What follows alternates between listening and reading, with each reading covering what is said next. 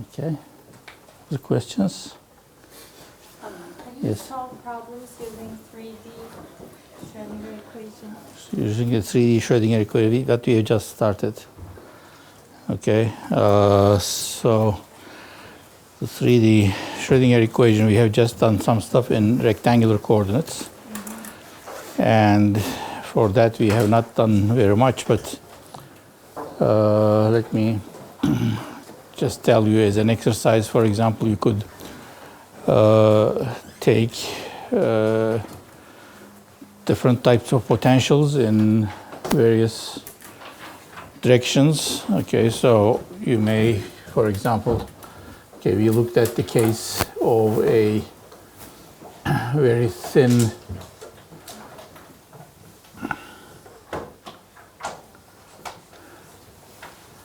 okay, something like this. So suppose you have a large object, large meaning perhaps few millimeters, large quantum mechanically, some object like this, so that you have boundaries here where the electron cannot escape.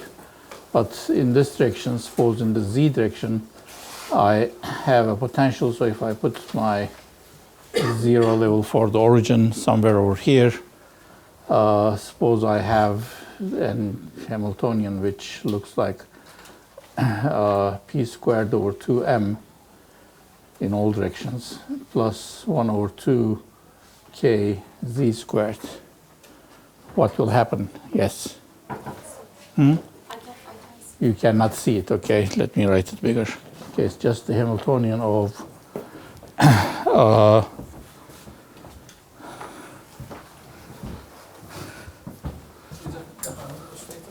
yes, it's just the, so in the z direction you are going to get, okay, so this is p squared over 2m plus 1 over 2 some k z squared.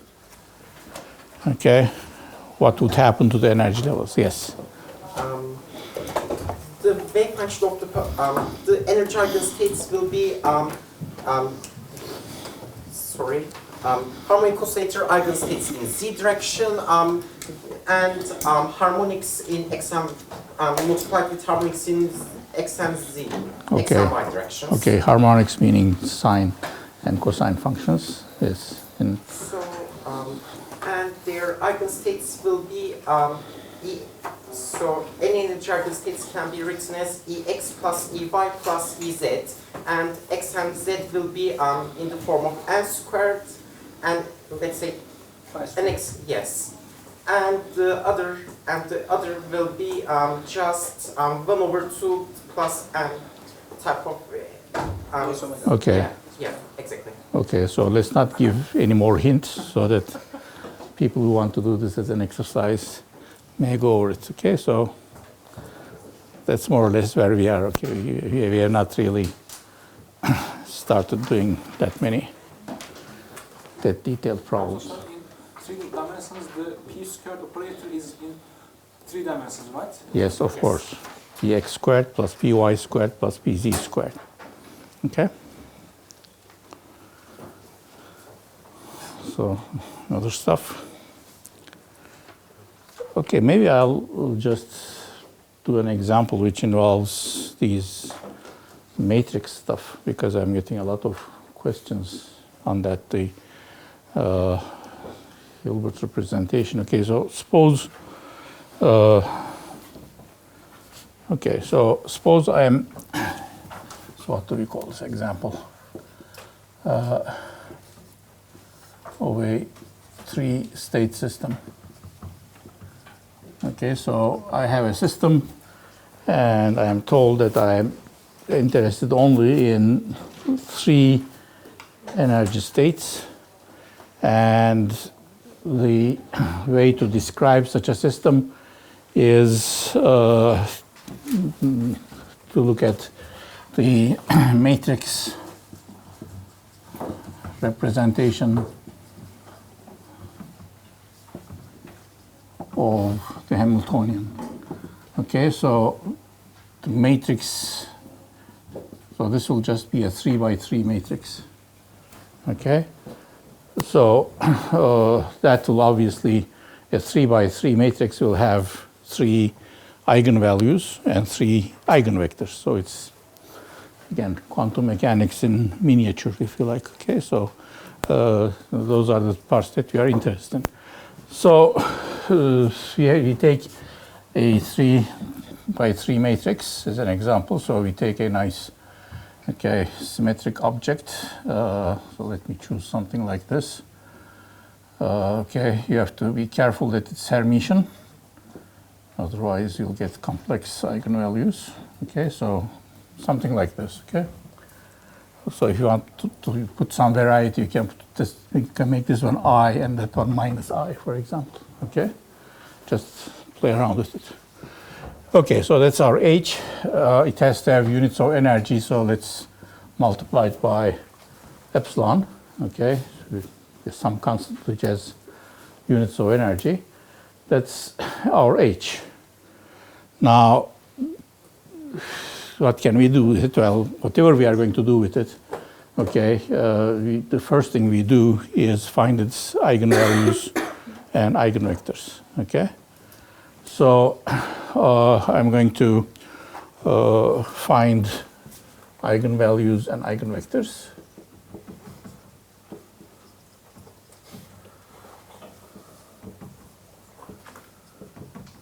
Okay, so simple problem. What do? I put minus lambdas on the diagonal.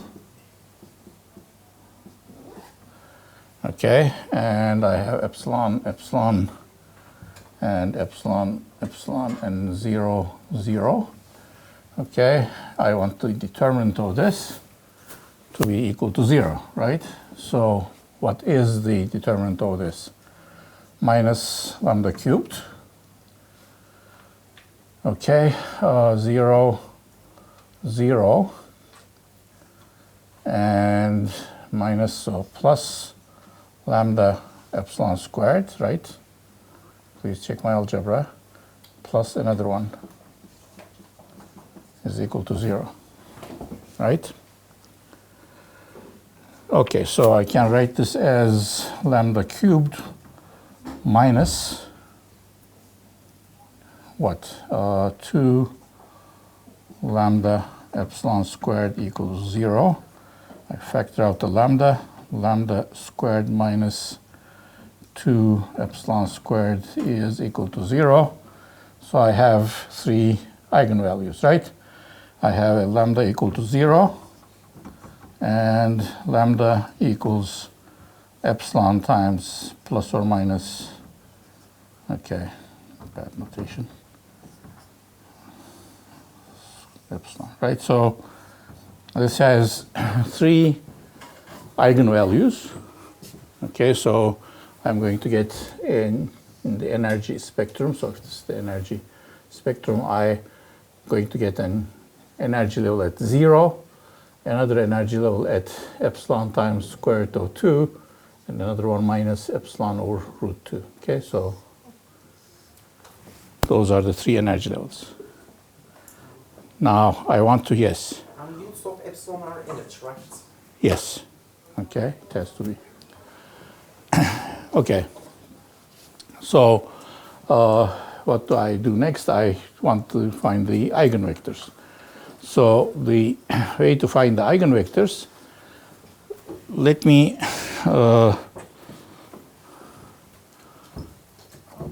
find the eigenvalues of the matrix part. You see, I can always multiply by epsilon later. Okay, so I have these 3 eigenvectors. So I have 0, 1, 0, 1, 0, 1, and 0, 1, 0, multiplied by one of these eigenvectors. Now, the eigenvectors, I don't know the elements, obviously, and I cannot find definite values for it because eigenvectors has to be normalized at the end, right? So what I do is I choose one of these values arbitrarily as 1. Now you may get into trouble if that value is supposed to be 0, but then okay, the algebra will be messed up, then you'll understand and perhaps put the ones on some other place. Okay, so everything will be proportional to that. So I have an A and a B, okay, is equal to lambda times 1AB, lambda being one of those things, okay, something like that. Okay, so what I have done is I have, okay, I'm skipping this epsilon here just to avoid algebra. Okay, so this lambda contains the epsilon, so at the end I have to multiply everything by epsilon, okay, to find what, yes. Could you please repeat why did we take the first value of the matrix as 1? You don't like it, I can take something else as 1. I have to take something as 1, okay? Okay, so I have to I have to find these numbers, but I don't know their magnitudes. I'll determine them by normalization. So I just choose one of them as 1 and work it out. Okay? So it doesn't matter which one. Okay, so let's just look at the equations. So the first one, let me just choose 0 first. Okay? So what do I get for the first equation? What does the first equation tell me? First line. A is equal to 0. Okay, A is equal to 0. You see how easy this is? What does the second? 1 plus B is equal to 0. Okay, so 1 plus B is equal to A, which is 0. Right? So what do I get? B is equal to minus 1. So I have found the eigenvector. Okay, so let's list these things. For lambda equal to 0, the eigenvector seems to be 1, 0, minus 1. Okay, you can just check this. Obviously, when you multiply this through, you get zeros throughout. Okay, and I have to normalize it. What's the normalization constant? Okay, 1 over root 2.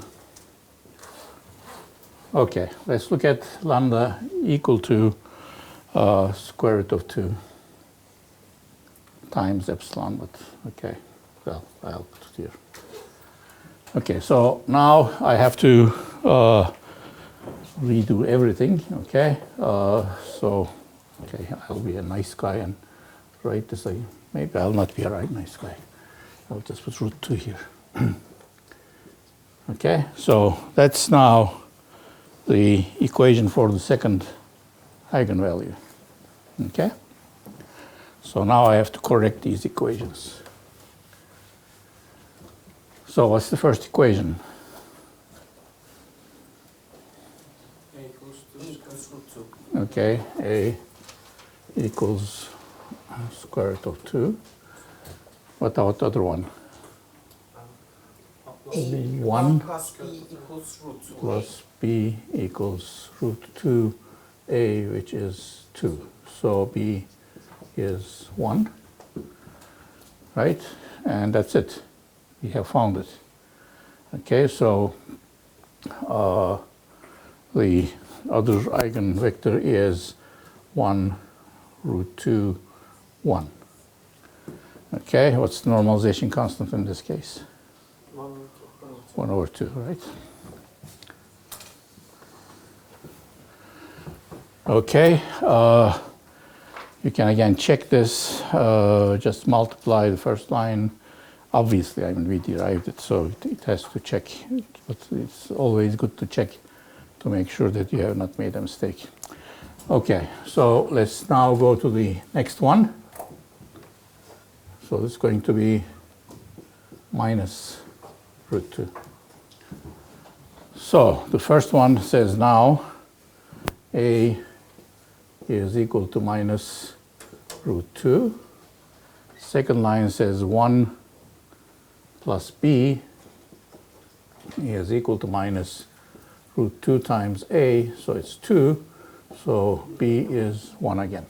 Okay, so the lambda equal to minus root 2 epsilon gives you 1 over 2, 1 minus root 2, 1. Okay, so we found the eigenvectors. Okay, so these are the eigenvectors of the Hamiltonian, right?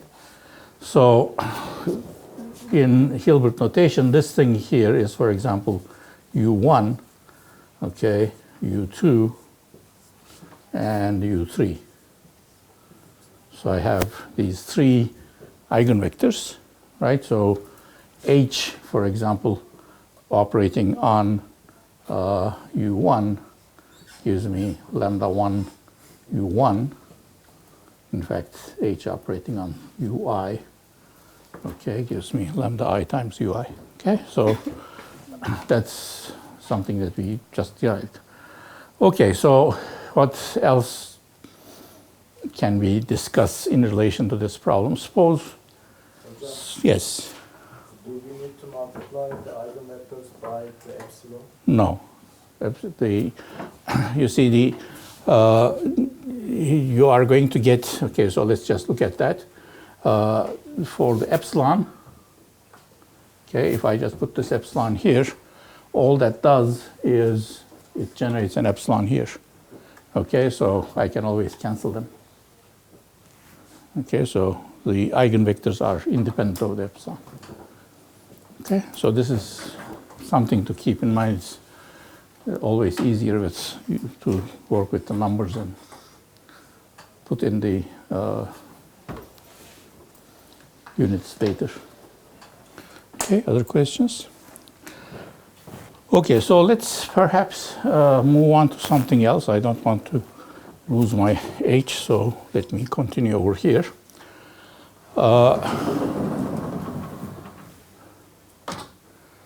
Now, suppose someone gives me some initial condition. Okay, so that's something that we do all the time, right? We have this psi x 0, right? And something now here, it's in this three-state system. It will be given in terms of the variables in this representation.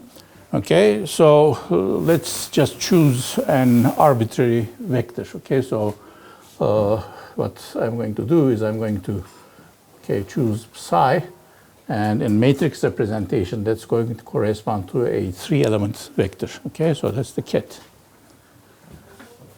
So let's again choose nice simple objects so that algebra is easy. Okay, difficult cases I reserve for the exams. Okay, so 1, 1, 1. So what I have to normalize this? What? 1 over square root of 3. Okay, 1 over square root of 3. So it's normalized. Okay, so what does normalized mean? Okay, the Brau version of this is this thing transposed. Okay, so 1 over root 3, 1, 1, 1, transposed and complex conjugate, but it's real, so okay, that's that. And if I just look at the inner product of psi with itself, it's just going to be represented by 1 over 3. Okay, this 1, 1, 1, and 1, 1, 1, and it will be 1. Okay, so we are good up to there.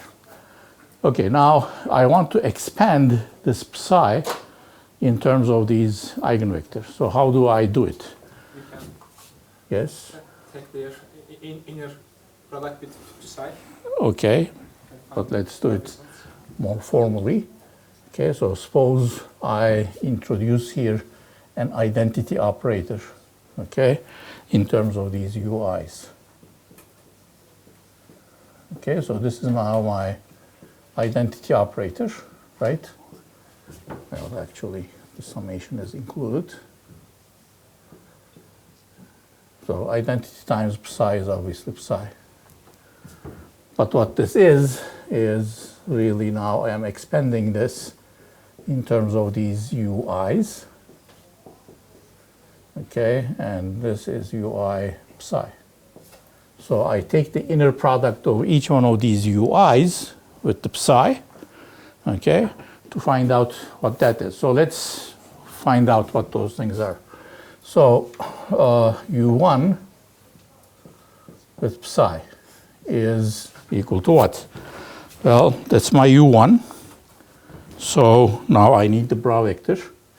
1 over root 2, 1, 0, minus 1 times psi, which is 1 over root 3, okay? And what is it? 1, 1, 1, right? And what do I get? 0, yes. Okay, just the inner product of this and that. So there's no contribution to that. Okay, so you can sort of see that from the symmetry of the things, right? So 1, 1, 1, we have chosen something which is very symmetric. 1, 0, minus 1 has this anti-symmetry, so it will just be 1. Okay, so let's look at what U2 with psi is going to be. Okay, U2 with psi is going to be 1 over 2, 1 root 2, 1, and 1 over root 3, 1, 1, 1. Now the result is not 0, right? 2 plus square root of 2 over 2 square root of 3. Okay, so it's 2 plus square root of 2, right? Mm-hmm. Divided by 2 root 3. Okay, so we ended up with this complicated case, but that's life. Okay, so U3 psi is very similar. 1 over 2, 1, minus root 2, 1, 1 over root 3, 1, 1, 1. Okay, so that's now going to be equal to, okay, the minus sign, right? Minus root 2, 2 root 3. Okay, so that means my psi, okay, which is 1, 1, 1, 1 over root 3, okay, is equal to, okay, no contribution from U1, but I do have contributions from U2 and U3. So, okay, the expansion coefficient here, U2 psi, is going to be 2 plus root 2 divided by 2 root 3, okay, times U2, 1 over 2, okay, 1 root 2, 1, plus the other term, okay, and that is going to be 2 minus root 2, 2 root 3, 1 over 2 again for normalization, 1 minus root 2, 1. Okay, so you can convince yourselves that this is true. Okay, it's not really that bad. Okay, so let's just check for perhaps the first line. The first line and the last line are the same anyway. So I'm going to get for this first line, you see the square root of 2 pieces cancel. And when the square root of 2 pieces cancel, 4 over 4 times. I have 4 over, okay, you either have to say it slowly or I have to do it again. So 4 over, what, 4 root 3, right? Okay, so it's 1 over root 3. We did checks. Okay, so in the other case, of course, because I have this minus sign, okay, only the square root of 2's will survive, right? So square root of 2 times square root of 2 will be 2. Again, it will be simple algebra, but okay, it has to work, right? If we trust mathematicians, They have, they make, do not, yes. Solve this by taking the exponential of the Hamiltonian, right? Okay, but we have, what, Cannot calculate, but it can be done. By that. but why do I want to do that? Just for fun. No, but again, why would the exponential help? No. Okay, the exponential would help If we are looking for the for the time dependence. Yes, time Okay, dependence. but okay, maybe okay. Just because you wanted it, you'll find the time dependence. Before we find the time dependence, let's find what the expectation value of the energy is. Okay.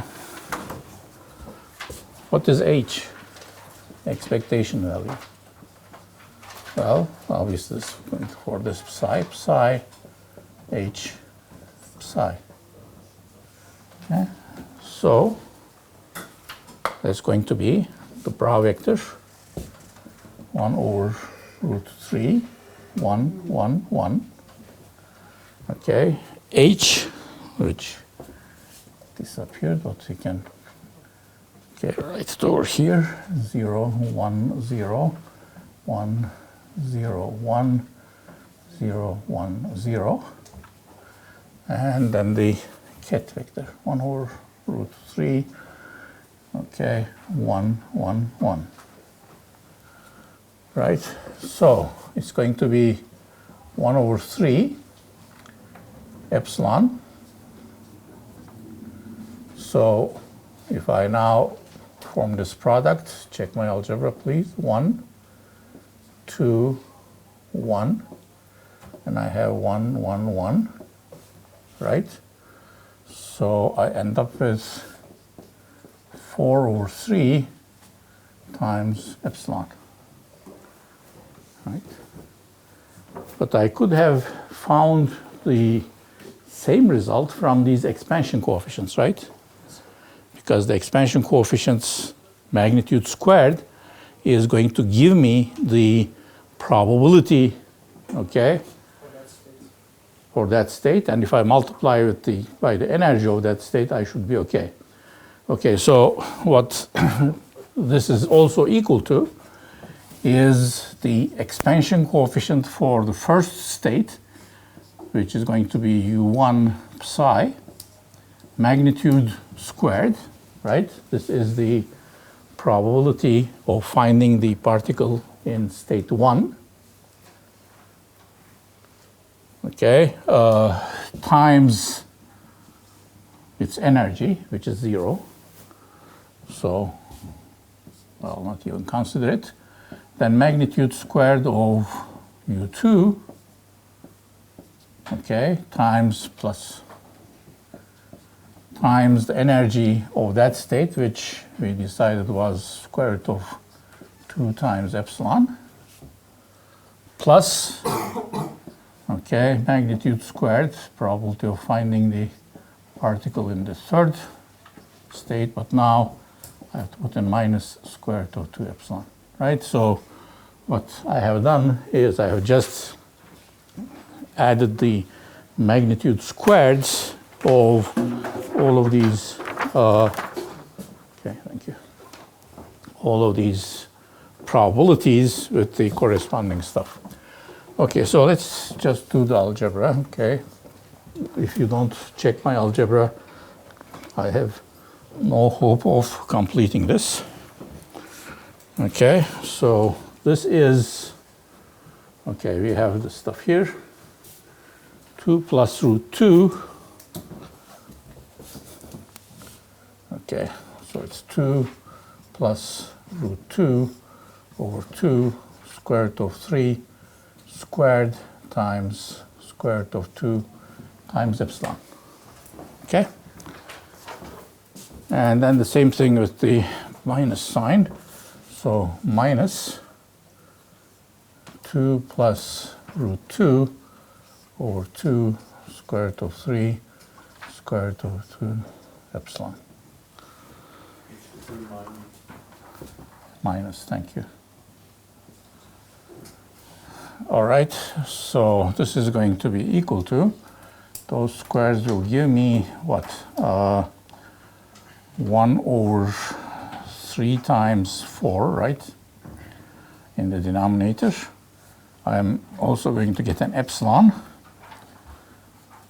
Okay, so over here I have the square of this, which is going to be 4 plus 4 square root of 2 plus 2, right, times square root of 2. Minus, okay, again 4 minus 4 square root of 2 plus 2, again square root of 2.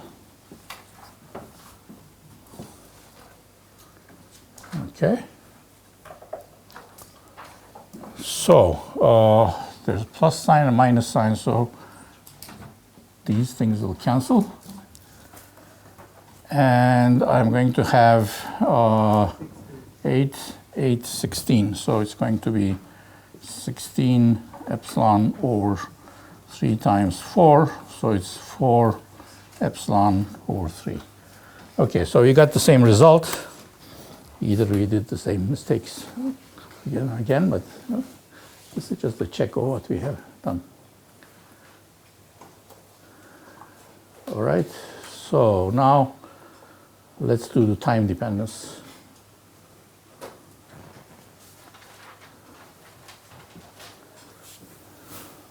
Okay. So what happens to this object when I have time dependence? Okay, so let me squeeze that in there, okay, under that expression, so that you know the, okay, so psi of t is going to be equal to I ui psi e to the minus I. Okay, so let me change the summation index from I to n, e n t over h bar. Okay, so this is how I get the time dependence. So I already have the expansion here actually, so maybe I'll not even go anymore with it. So what this does is it just puts in these quantities into these expressions. Okay, so I'm going to get here and e to the minus I square root of 2 epsilon t over h bar, and over here I'm going to get an e to the plus I square root of 2 epsilon t over h bar. Okay, and you can then check how these individual stuff is changing. For example, here I'm going to get well, really combinations of sines and cosines, because I have plus and minus on both sides. So the time dependence will be like that. Any questions about this? Okay, so if you want to get, again, if you want to do it more formally, you can obviously exponentiate this matrix.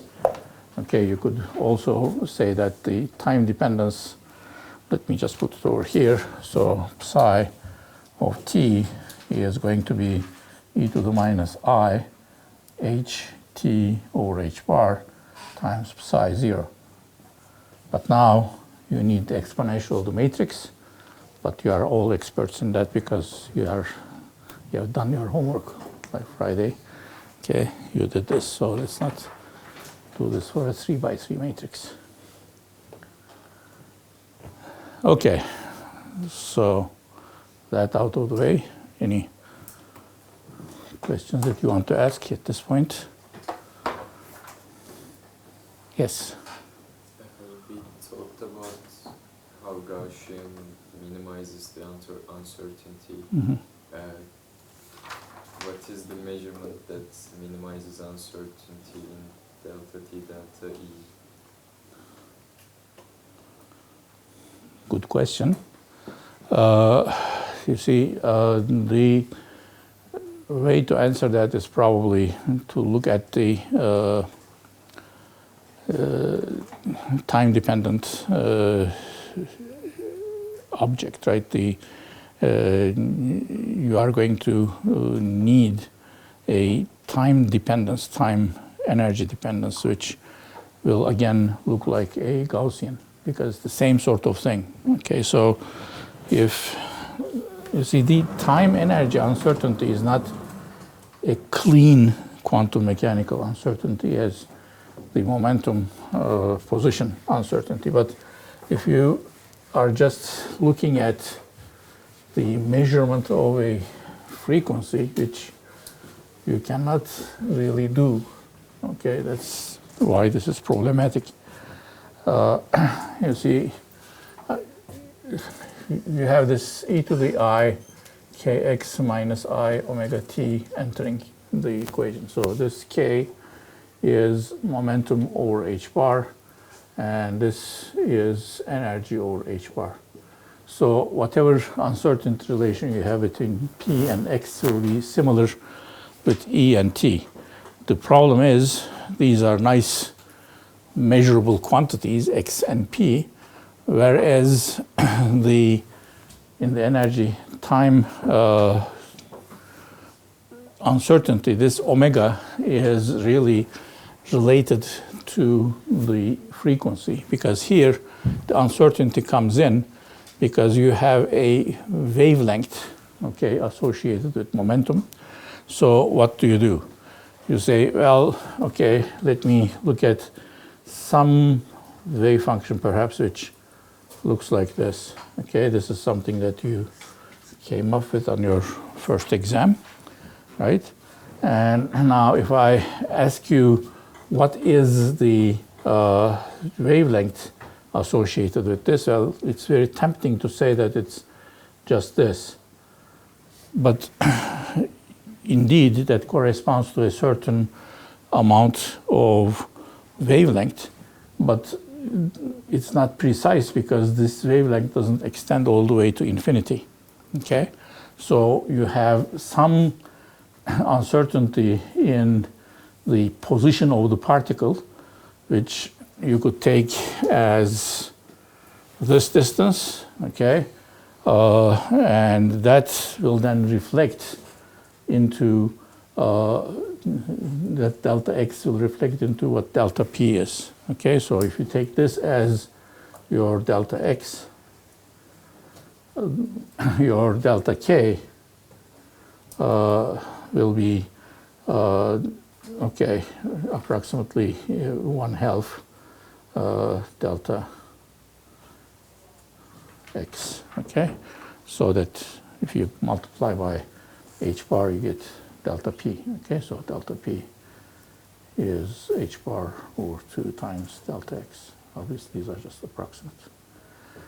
Okay, so you should be able to go through a similar argument. Delta K, right? Delta k, but this is now delta p. Delta P is proportional, almost equal to h bar over 2 delta K.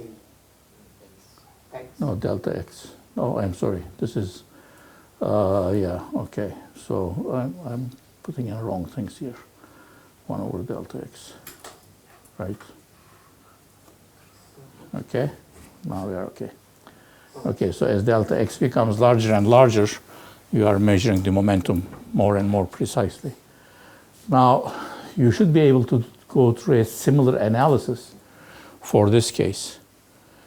But the problem is, again, the time is not associated with an operator, and therefore you cannot talk about the time measurement in a very reliable way.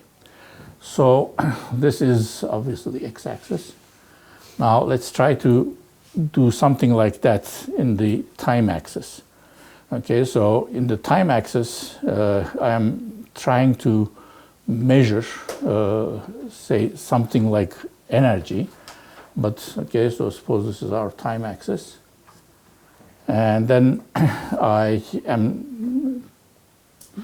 have some amount of uncertainty. Okay, I have to make some measurement in some amount of time, delta t. Okay, so that now gives me some uncertainty in delta t. Now, the time energy uncertainty says that this, the uncertainty in delta E is of the order of h bar to 1 over delta t. So the longer your measurement of the energy, the more precise your measurement is. Okay, so if something is happening very quickly, then you cannot measure its energy very precisely. Now, over here, we associate a Gaussian with the minimum uncertainty case. So we say that, well, if you have something like this, okay, as a function of x, okay, so if you have some probability density which looks like that, that's the minimum uncertainty case.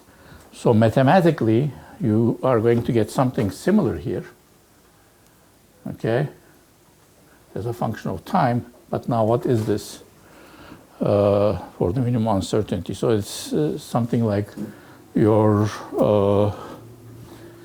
energy measurement process or something of that sort. So it's not as clean and clear as the other case, okay? Other questions? Yes. I started with the initial cat 111, Mhm. but it is given, right? Yes. In reality, how do we come to this cats like 111? Okay, so these things correspond to certain states, right? So perhaps let's discuss that a little bit.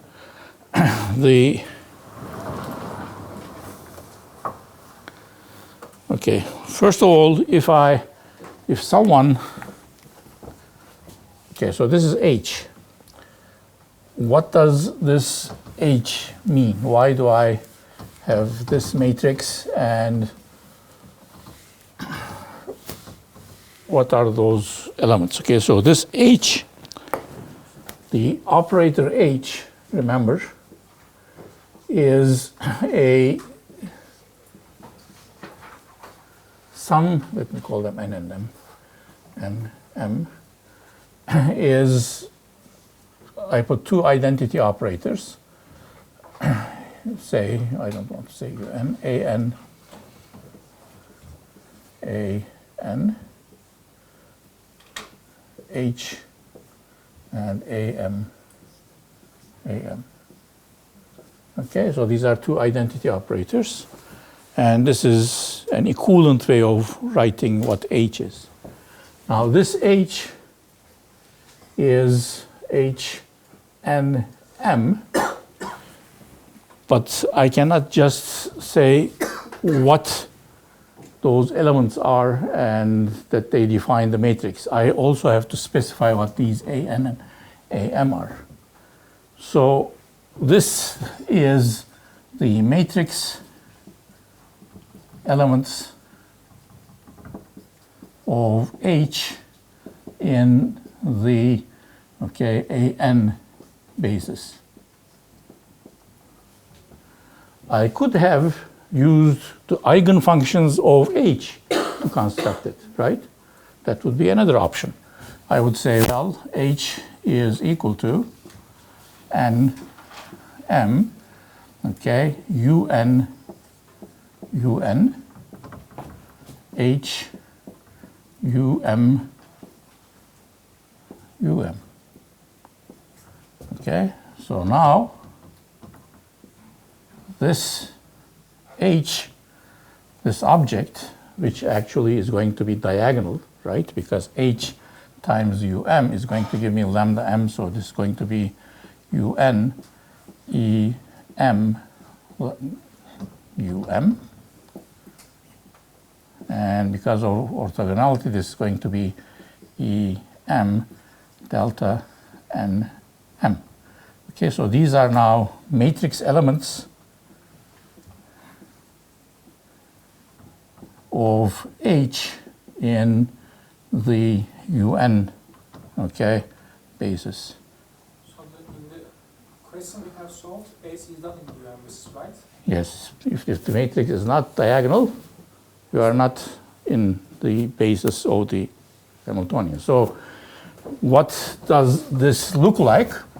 Okay, well, it looks very simple. 0, square root of 2 times epsilon, minus square root of 2 epsilon, 0, 0, 0, 0, 0, 0. Okay, so this is also the H vector, H matrix, but it is in its own basis. Okay, so I have to multiply it by these UNUMs to get the operator in the Hilbert space. In some basis that I am given in terms of these A's, I have, okay, found out that, that it's given to me in this way. Okay? Now, how is this going to be relevant? Okay, so in this Hilbert space, I have these ANs which have come from some place. Okay? So where did they come from? Let's move over here.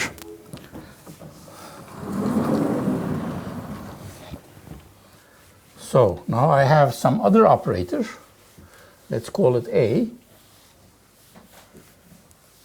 And I have this A operator, and it has its own eigenvalues. Okay, let's just call them ANs.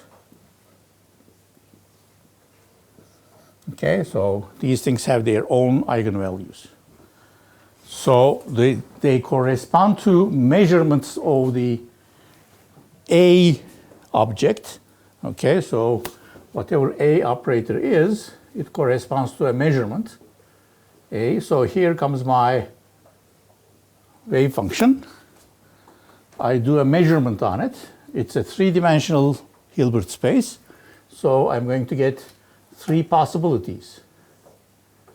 A0, A1, A2. So the result of the measurement is going to give me three possible states.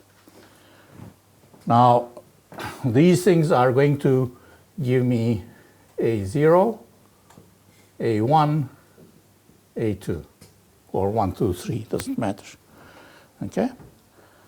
And now, what do these things look like? If I work in the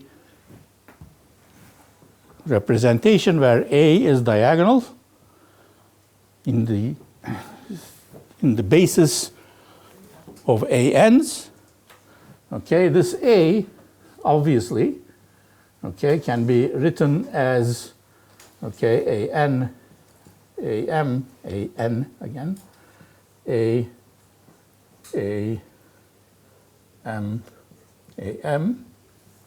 and now this thing is diagonal. Okay, so this is going to give me delta n m and an, right? What will be the eigenvectors? Okay, so the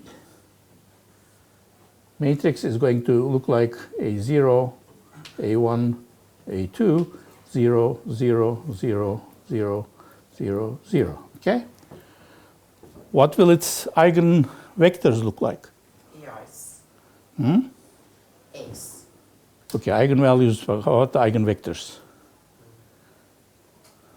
Ones and zeros. Yes, okay, it's a, so a 0 will be something like 1, 0, 0. A 1 is going to be 0, 1, 0. And a 2 is going to be 0, 0, 1. Okay, so now you see in the A basis, I was able to understand what these vectors are. So now I can take this one, for example, and try to make an H measurement on it. So this will not, in general, commute with H. Okay, you can check very easily. And since they don't commute with H, okay, they don't share the same eigenvector, so it's very natural to expect that they will not commute. Okay, so what happens? This has its own set of eigenvalues and eigenvectors. So these are things we call lambda 1, lambda 2, lambda 3, and u1, u2, u3. So this would be a problem, for example, in which I am sending in a 1, 0, 0, okay, and trying to understand what happens. Now, if you want to have a 1, 1, 1, okay, that's going to be a little bit more problematic, but okay, you have to find an operator whose eigenvector is going to be 1, 1, 1 in that basis. Okay, it will correspond to certain operator that has that as an eigenvector, so that when it passes through that, okay, so there's some other okay, operator which I don't know about, okay, but I can construct it if you insist. Okay, so one of these things, whatever it is, will correspond to an eigenvector 1, 1, 1, and that I am now feeding into H. Okay, so anything that's given to you as an initial condition, if I know that state, that means I have measured it, and the result of the measurement corresponds to an eigenvector. So there must be some, okay, operator whose eigenvector looks like 1, 1, 1 in the basis that we are discussing. Yes? So in this one, the ace is in 1, 1, 1's basis, right? Yes. Yes. Okay. So we have solved it all in the basis of that. Okay. Other questions? Or are we doing on time? Oh, we are out of time. Okay, I'll let you go. So if you want to